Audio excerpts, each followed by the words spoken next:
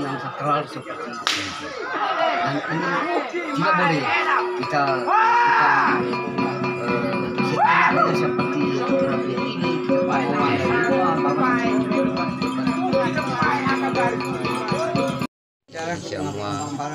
Jadi yang pertama kalau masalah caci itu sebenarnya tahun budaya, tahun kalender budaya yang berakhir menjadi syukuran untuk seluruh warga budaya dalam setiap kampung. Itu bukan saja di Muncing atau di Bau, dari semua kampung yang ada di Riung Barat pada umumnya yang orang busana ya adat yang ada kaitan erat dengan larik.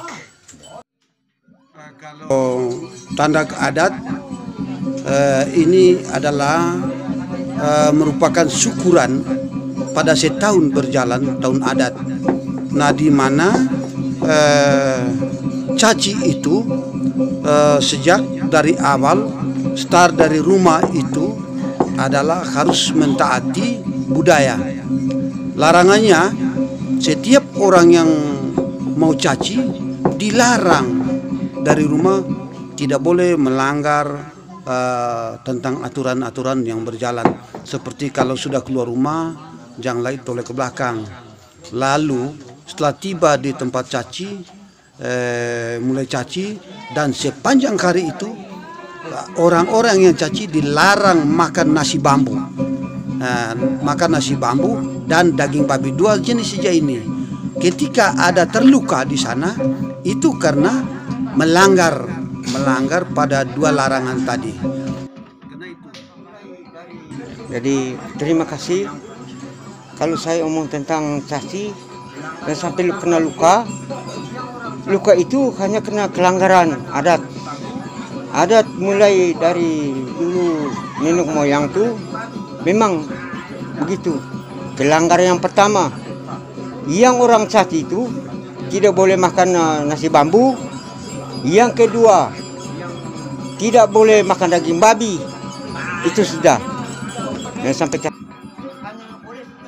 sampai ada orang luka, sampai ada darah. Dan itu sebenarnya ada ketentuan-ketentuan adat yang sebenarnya kurang dipatuhi oleh anak-anak budaya sekarang dengan zaman, sehingga mereka ini apa yang mereka lakukan itu adalah biasa-biasa.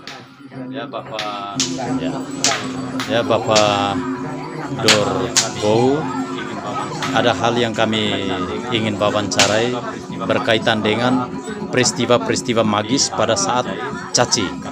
Dianggap ajaib karena luka yang begitu parah, darah keluar, menganga, tetapi begitu gampang disembuhkan dan terkesan tanpa diobati secara medis. Kira-kira bagaimana penyebabnya, alasannya, dan pengobatannya, atau seperti apa dapat dijelaskan secara budaya? Nah, kalau omong menyangkut caci, memang tidak lain, memang itu kita kembali ke budaya.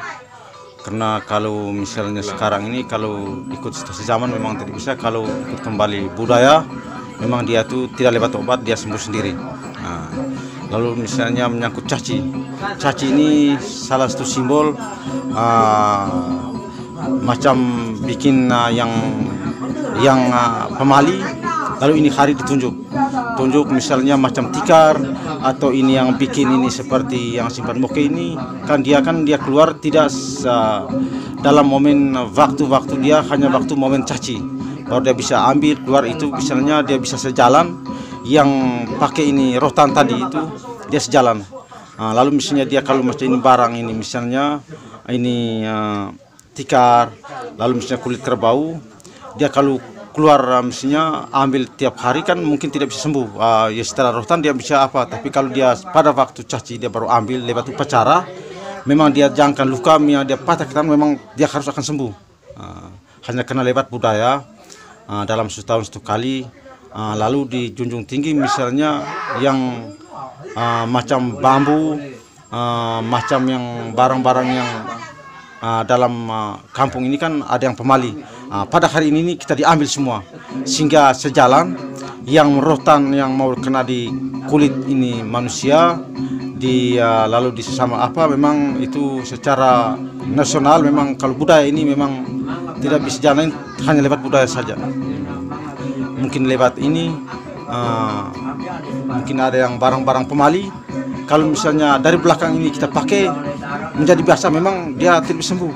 Kalau memang satu kali dia keluar ini kali, baru hanya ini kali, besok tidak bisa lagi apa keluar, memang dia harus sembuh memang. Budaya itu harus dipatuhi oleh seluruh warga budaya, warga adat. Yang kedua, setelah mendengar daripada kawan-kawan saya duluan, itu semuanya benar menurut budaya. Semua penderita yang ikut bermain dalam permainan budaya adat caci, itu semua obatnya itu satu saja. Hanya kulit kerbau saja, agang dan giling, itu perlengkapan di waktu adat. Selain dari situ tidak dilengkapi, hanya waktu adat. Satu. Yang kedua, waktu adat harus memakai busana-busana adat selain dari kampung-kampung lain. Kalau anak kampung harus memakai busana-busana adat yang resmi untuk setahun sekali syukuran atas budaya-budaya adat. Satu. Yang kedua, tentang pelanggaran-pelanggaran